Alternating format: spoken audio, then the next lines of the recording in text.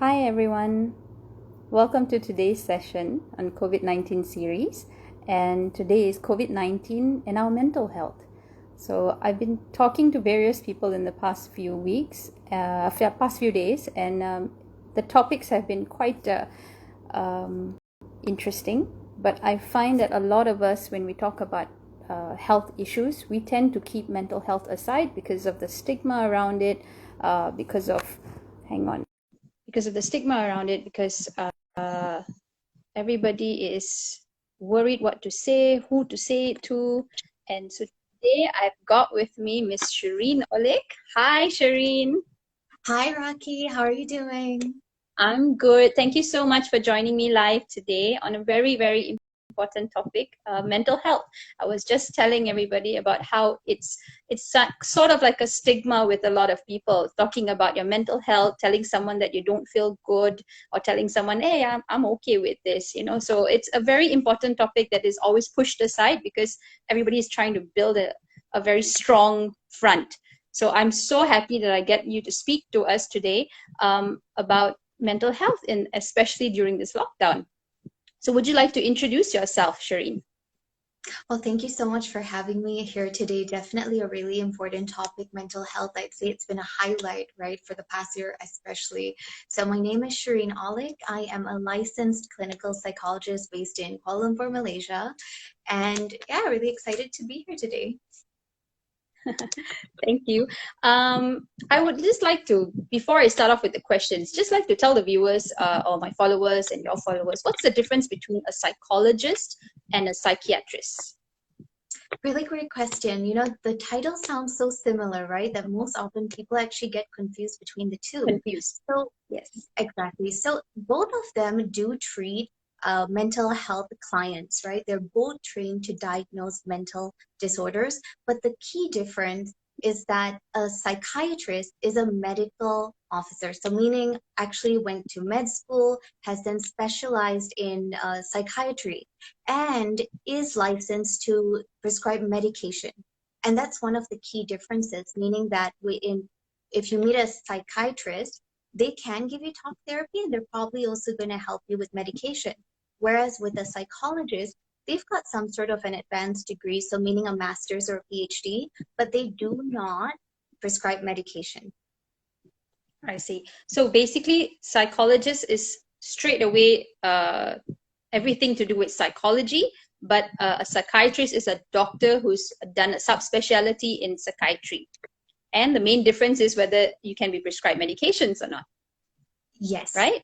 Yes. Okay. So during the pandemic, what are the sort of mental health issues that you have seen rise or have an increase in nature in the past few months? Is there anything in particular that you've seen more and more these days? You know, first of all, it would definitely be a lot more of relationship issues. I'd say because now a lot of couples are also together a lot of the time, and most of them actually, you know, working or working in different countries at times, right? But always able to travel and meet each other. So that's been one huge aspect, relationship issues, but also noting that there's been a huge increase in terms of depression cases and anxiety cases. Right. I can vouch for the couple part, because I think one of the reasons a couple stays sane sometimes is the fact that, you both have your own workspace, or you both work in different places all together. And then, you have that little bit of space in between where when you come back home, finally, you do have that I miss you sort of concept. But then now that everybody is in your face the whole time, 24 hours, if you're a couple that's working from home, it gets a little bit rough. Yes, I definitely agree. And I think the depression and anxiety part of it is probably especially with those who either live in either huge families or they live alone, so there's nobody else around them. And that sort of can push you over from just something like I'm just a very sad person to someone who goes into clinical depression. So yeah, that's quite scary to see that. Most definitely, but a big aspect of it is also that a lot of people used to cope with this by socializing or, you know, like booking a holiday. Oh, I'm feeling kind of stressed out. I'm just gonna hop off to Singapore or Thailand, right? And now that's all taken Absolutely. away. And there's no, Yes. oh, let me meet a friend for coffee. Let me go for, let's say some Yes. people were big on nature and now they don't have that. So when you take that away and you pair it up with lockdown, everyone's stuck at home, some people are stuck with other people, some are just all alone, that plays a part as well. Absolutely. And in the beginning of the pandemic, did you notice the shift from social distancing to physical distancing? At one point, they said socially distance yourself, socially distance yourself. And then at one point, they realized, oh no, this is causing a lot of mental health issues. So physically distance yourself, but keep yourself socially available. You know, I think there was a little shift in the beginning of the pandemic last year with those terminologies used. Yes, So, right now I've noticed that a lot of people stay connected, like, the Zoom chats or trying to have the Netflix yes. shows, just realizing that it is important. You can't just disconnect from everyone and expect to be fine and dandy. Exactly, absolutely. And at the moment, I know it's Mental Health Awareness for Men Month. And we seem to be seeing a lot of rise in mental health among men. Why do you think that's happening? Besides the fact that the wives are all uh, getting on their nerves, but any other reason? Well, I say one of the main aspects is that there's so much more awareness now. So looking at it, there's so much more talk about how, hey, if you're struggling, regardless if you're female or male, reach out for help. So the fact that there is that awareness, the fact that men are finally hearing, you don't have to put on that brave face. That's not the whole, manly aspect. Reach out for help. It's important.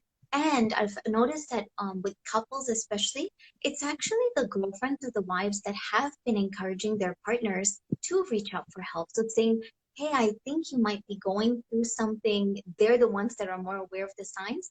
And then they're giving their partner that support to reach out.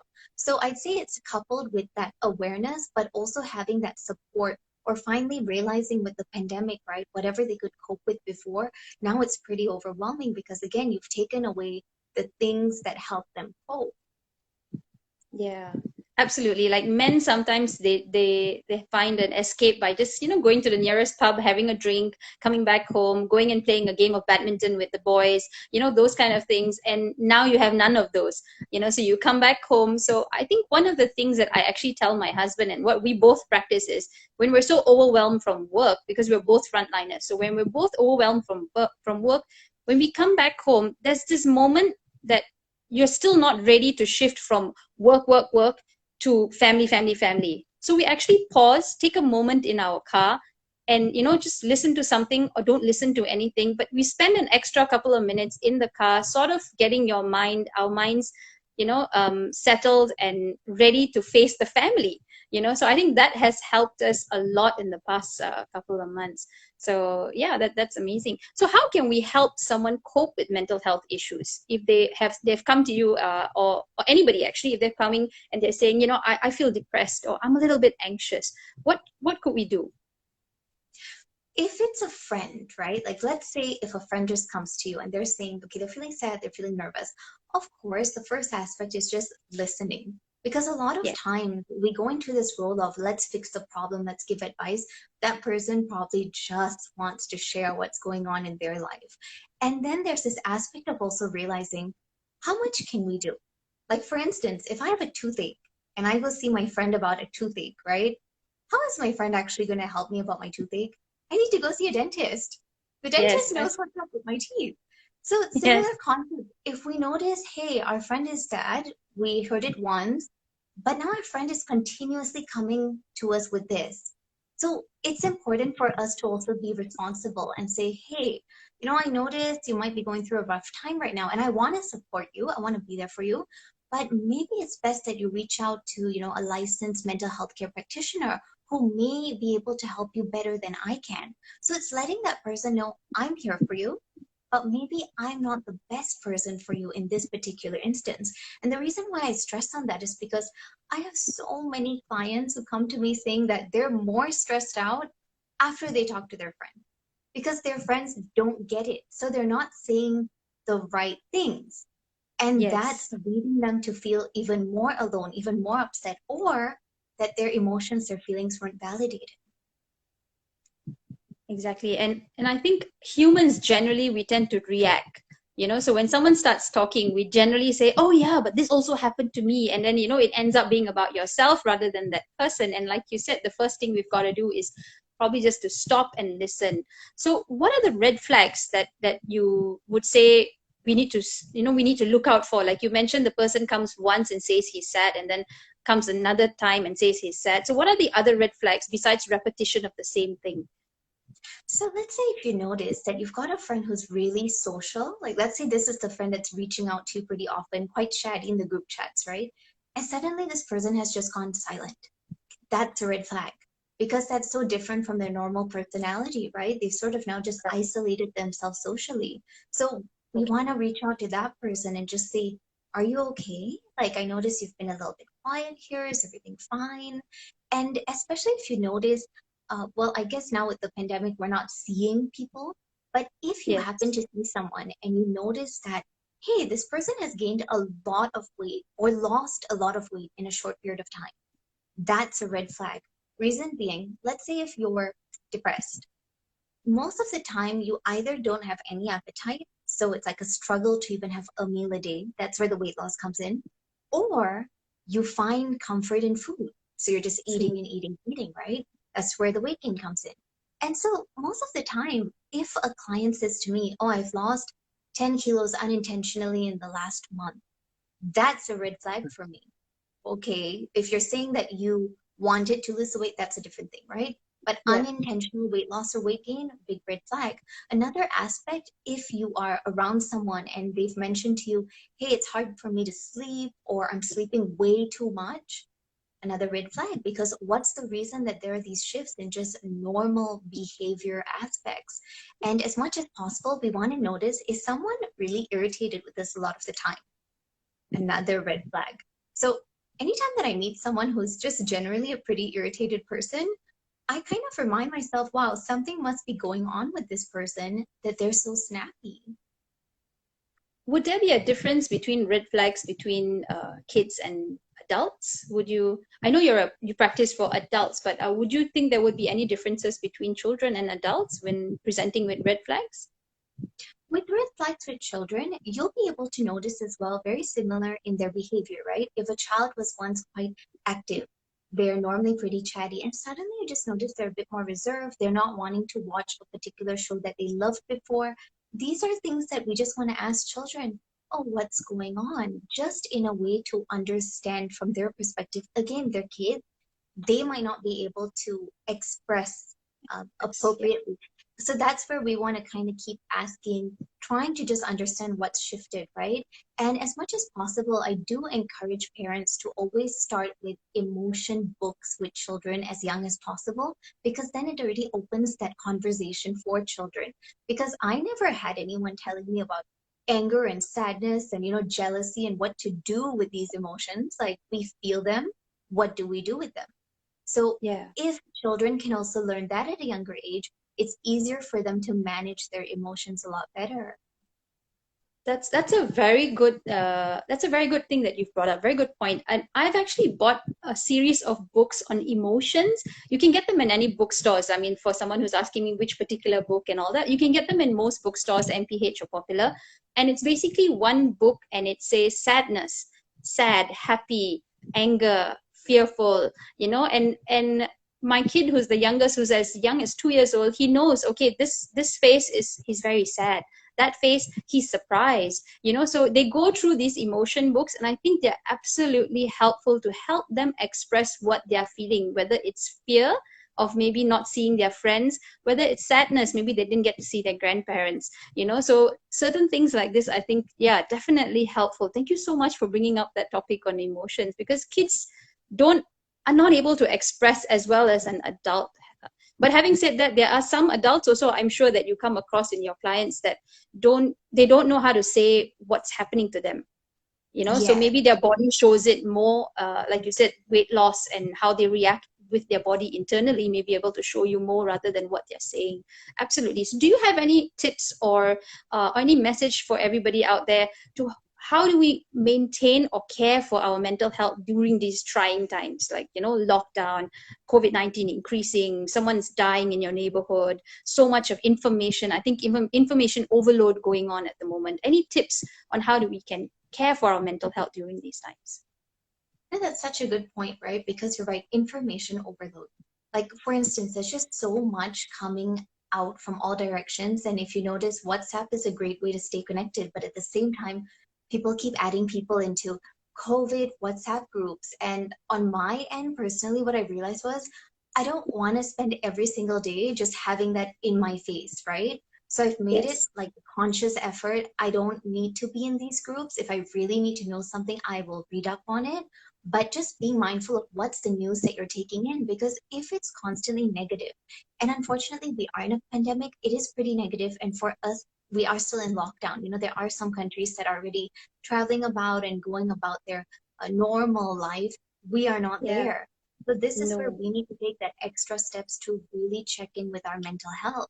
And that being said, it's something as small as tracking your mood, because you're not going to remember how you felt last week Monday. I can barely remember what I had yesterday for dinner.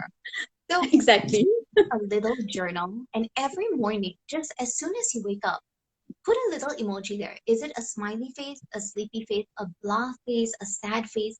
The reason for this is if you notice about 3 days in a row, it's like sad or angry or something along the lines of low, that's where you just want to ask yourself, wait a second, why am I feeling so low 3 days in a row? And let's say if it's going on for like 2 weeks, then you can really start to see, why am I not feeling good? That's a sign. So I use that for myself because, of course, talking to clients, things like that, it is heavy in terms of the emotional processing. And so if I notice that 3 days in a row, I've put like a cranky face or an irritated face, I already know I need to check in with myself. So why wait until it's, so severe and then try to fix something? Already have that input on yourself.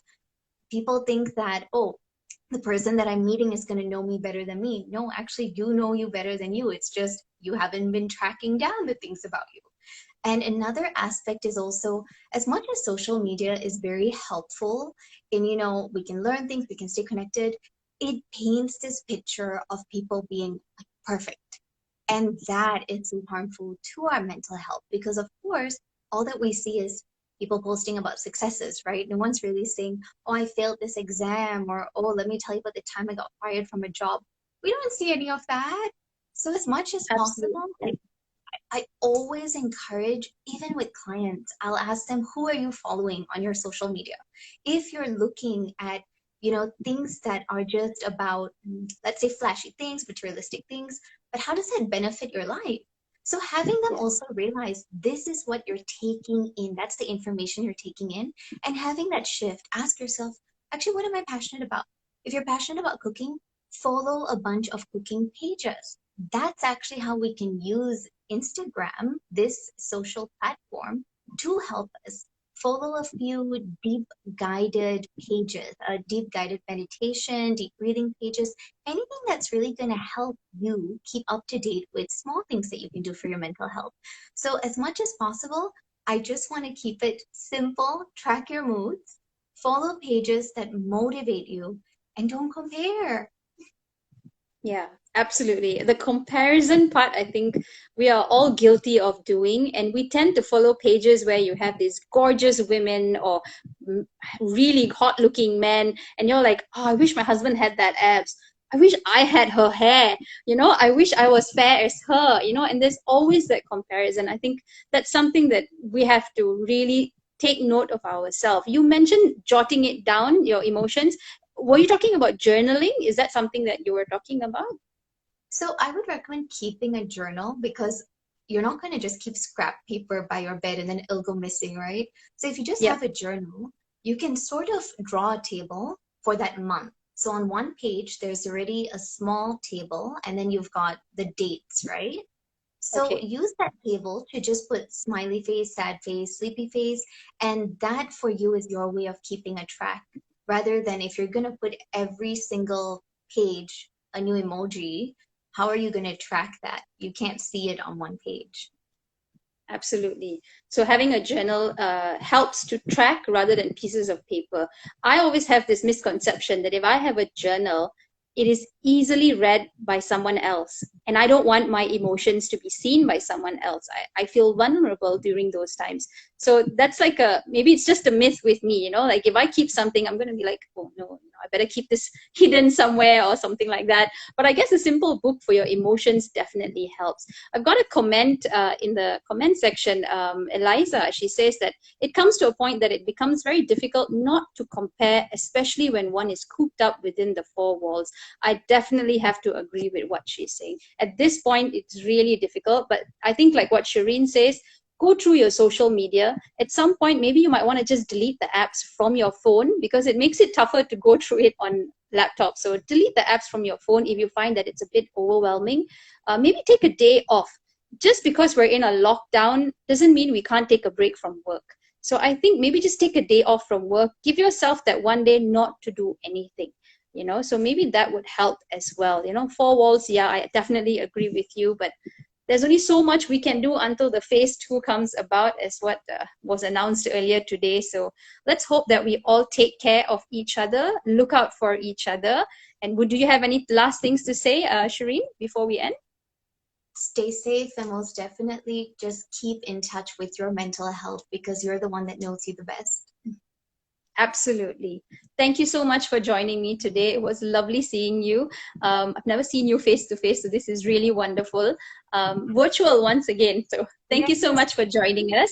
And if anybody wants to look her up, I've already tagged her on these posts, so you can always look up Miss Shireen. And if you need help, it doesn't matter what it is, just approach her and she'll be able to guide you and support you in whatever way she can. Thank you so much, everyone. Till tomorrow. Bye-bye. Thanks, Shireen. Bye. Bye.